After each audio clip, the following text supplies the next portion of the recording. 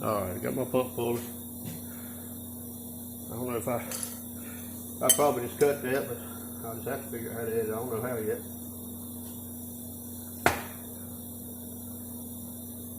I really want to do this tear down, at least down to the subs in one video. But being said I don't have everything ready, I ain't gonna be able to do that. Alright, so I just pulled the pump out.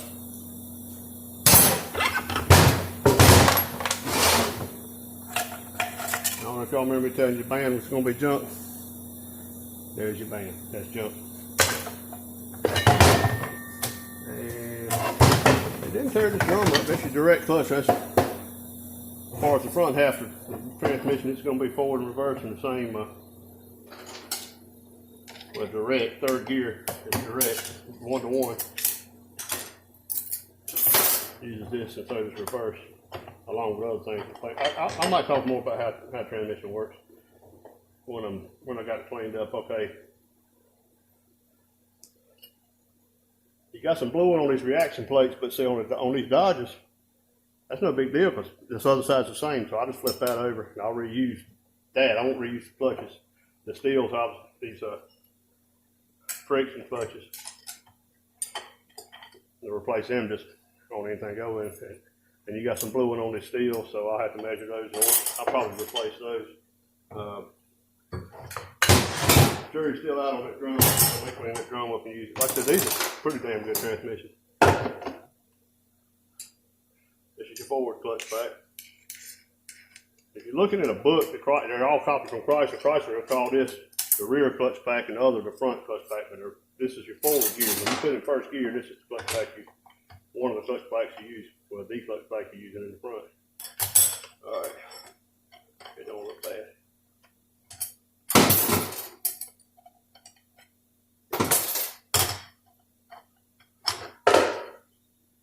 I would suggest if you're new at doing this, lay your parts out as you're taking them out. I will lay them out before I build it, but like I said, I've been doing this a while. I should chip up here where everything goes. You got a thrust washer, and this is your adjustment. You just then play with this. But these two thrust washers go to the round thrust washer goes in first. It's right up against the output shaft. I don't know if you can see the output shaft. It goes right there.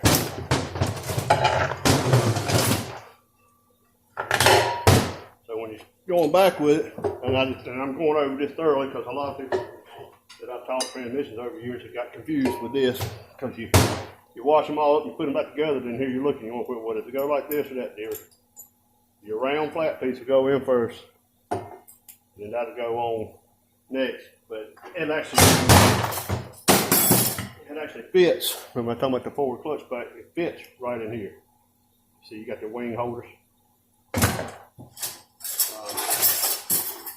Like I said, when I build transmissions, when I put it back together, I'll have everything clean and I'll have it in a place for better light and maybe have a better idea of what the hell I'm doing with the video. Okay.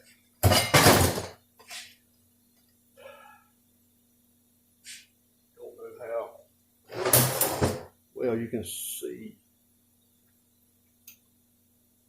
You can tell there's a snap ring right here that holds all this together. The snap ring, a thrust washer, and then this rear gear. This is,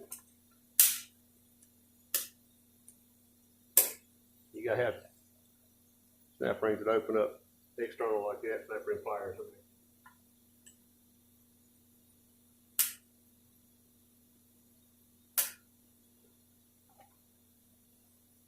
It can be a little bit of a pain. It usually pops right out, but anytime you got somebody watching, it's gonna bite. Of course, my snap ring pliers are 30 years old too, so they're like me. They kind of wore out.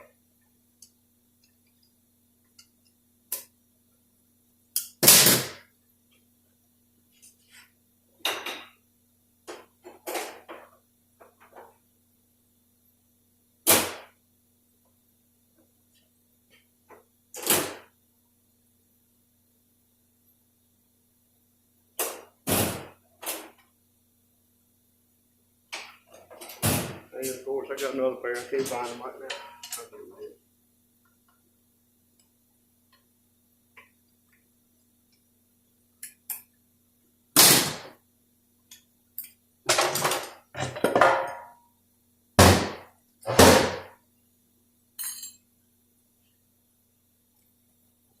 Okay.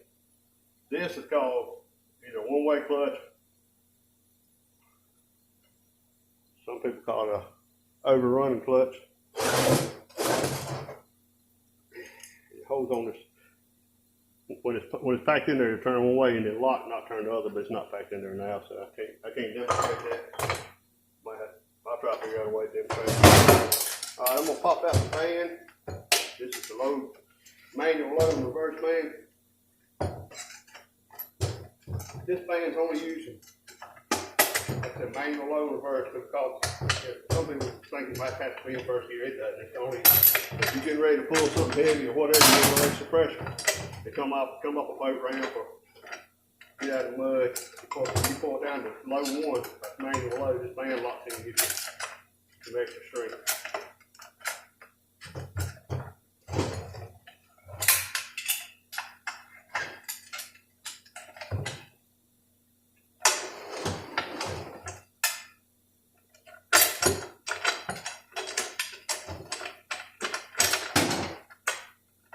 And this light.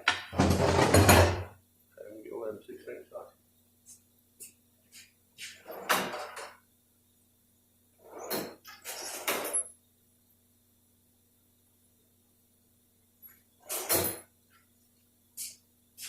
But I was just trying to cheat and not take this band strut out or the main nut loose.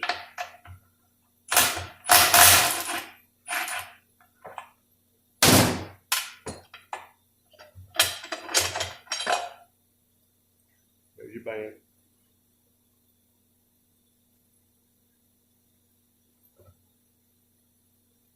In pretty good shape.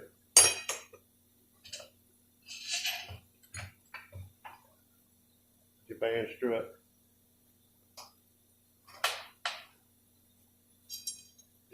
It goes in there. It's a band anchor, I guess. All right. Pop these servos out if you can.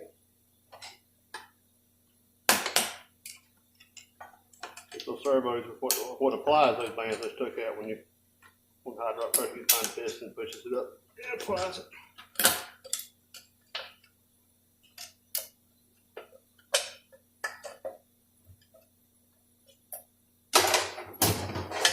Y'all also know this. I feel like an idiot sitting there talking to myself, so I'm sorry if I'm not doing too good a job. Okay, there's another little piston I'm not going to take out at this moment, but I will when we go back together. We'll take this out. There's a seal in there. We'll take it out and clean it all up. We'll replace these seals. Like I said, if you're doing this the first time, every time you take something out, just lay everything together. Just take it all together. You know, get you a long table, whatever you got. The cardboard on the floor. I used to use cardboard and lay it out on the floor. Anything, just so you can keep everything together. So, because these snap rings are similar. This one's going to be a little bigger, but they're similar and they'll look the same. It'll make you. It could make you have trouble getting it back together. And you probably should wear gloves, rubber gloves. I've been doing this so long, I'm probably, oh Lord. What is this shit? Okay. I just found another problem. This servo is broke.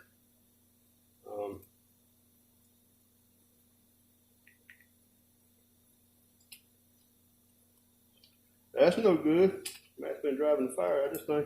All right, so I have to get that servo piston. I don't know if I've ever even. I probably have. All right. Pretty much everything out front. We'll get this overdrive piston retainer out, which is what this part is.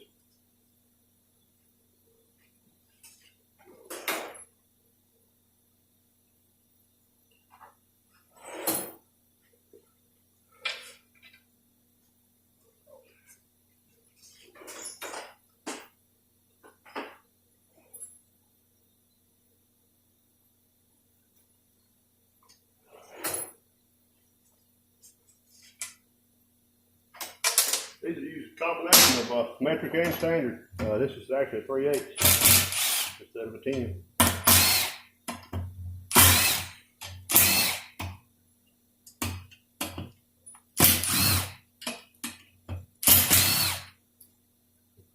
I'm talking about the size of the socket.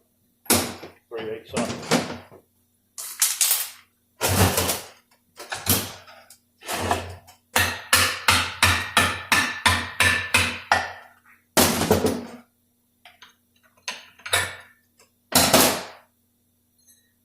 Pretty good shape.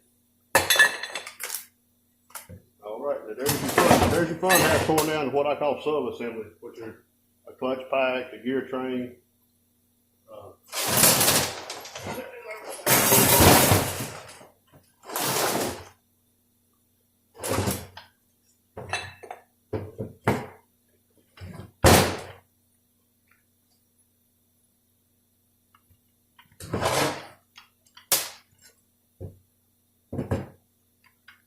Okay, I'm gonna pull this as your overdrive. These are your overdrive clutches. There's a snap ring right here that holds it on the reaction plate. There's a thrust washer right here.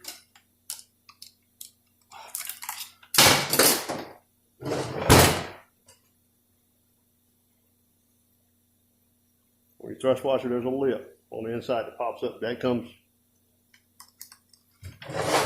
what I call the top side. Goes in just like that.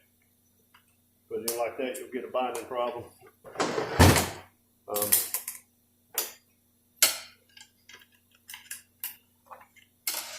Got one round snap ring that holds all this in place, because you don't need much strength, because it's, it's sandwiched up against the back of the unit.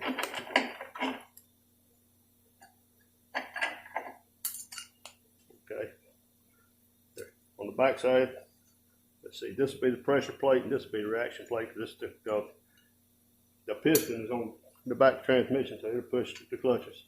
So we got 1, 2, 3, we got 4 clutches.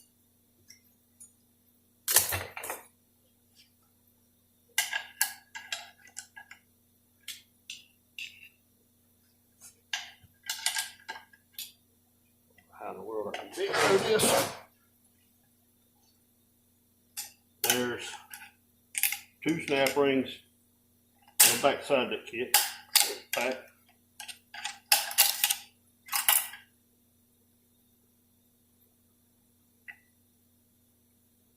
There's a wavy one. This one should be straight, kind of a thick one. Yep. The straight thick one goes all the way down in the case, and the wavy one goes on top of it.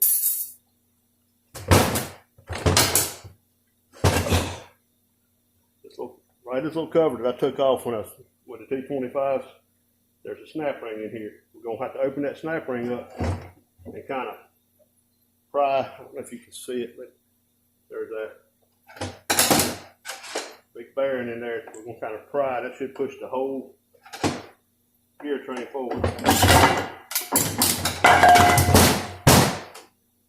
Right, there's your overdrive unit. It's got direct and reverse in here too. Some gears. And as far as I'm going to go on this video, I will take you to the press and take this apart in another video. Just because I don't know how to edit. You don't want these things too long. And anyway, y'all can't tell I'm a rookie. That video, and I don't know what to tell you. Anyway, I'm Revis. This is my first video. I hope y'all like it. If so, there's more coming behind it. But I'm up to getting close to 15 minutes, and I'm not going to make them any longer than 15 minutes if I can help it. All right. Y'all have a good day.